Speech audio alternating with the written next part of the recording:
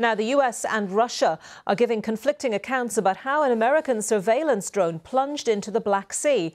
Washington says 2 Russian jets tried to intercept the drone before striking a propeller.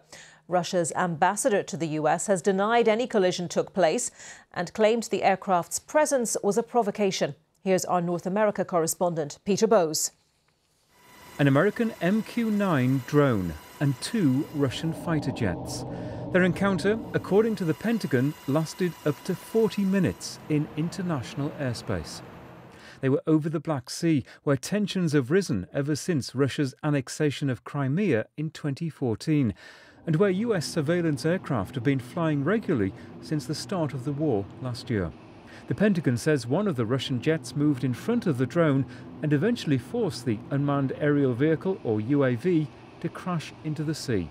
It was a complete loss of the aircraft. We are continuing to assess exactly what happened, but I think based on the actions of the Russian pilots, it's clear that it was unsafe, unprofessional, and I think the actions speak for themselves.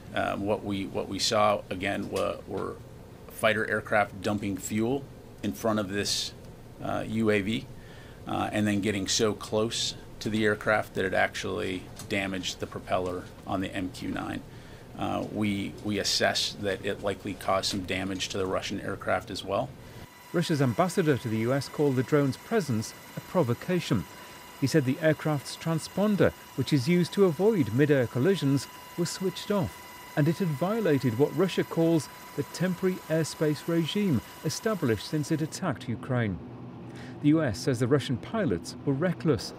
But was it deliberate or a careless mistake that caused the drone to crash into the sea? An error that risks escalating tensions between Washington and Moscow. The Pentagon is engaging in diplo speak here, but it's clear that if you're flying in front of the drone, slowing down to match speed, dumping fuel on it, that this is a deliberate attempt to bring down the drone. Absolutely.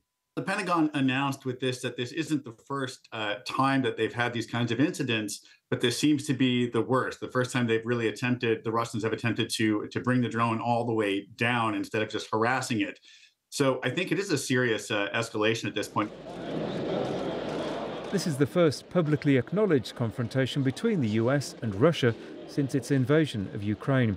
For now, it's led to a war of words, but the longer-term consequences are far from clear. Peter Bowes, BBC News. And from Kyiv, our diplomatic correspondent James Landale outlines how this could play out between the 2 countries now. I think both sides will do their very best to avoid this escalating throughout this conflict over the last year since Russia invaded Ukraine. Both Russia and NATO and the United States have made huge efforts to avoid any form of escalation. Both sides have made it clear they are aware of the risks of that. So I think that, yes, there will be very stiff language used by the United States in protest diplomatically, but I think they will do their utmost to make sure that this doesn't spiral out into some kind of further military confrontation.